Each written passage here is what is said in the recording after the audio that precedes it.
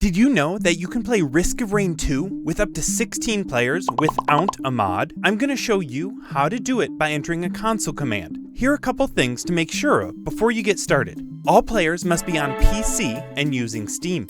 If you're using mods, make sure all players' mods are compatible with each other.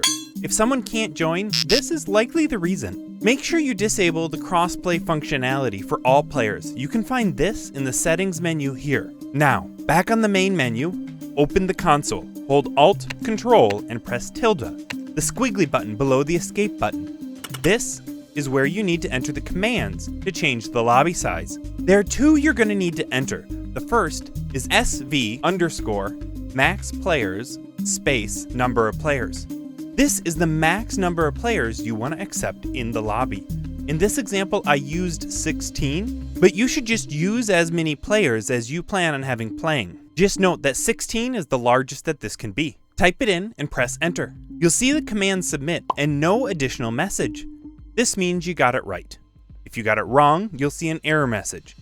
If you're paranoid like me, you can double check it registered by entering SV_max players, this time without the number at the end. The system will tell you what it's currently set to and give you a brief description of that command. Now enter Steam_lobby_max_members space 16. Again, for the sake of example, I used 16. Make sure the number you use matches the number that you used in the first command. Press enter and confirm that it's submitted. Now close the console command the same way you opened it.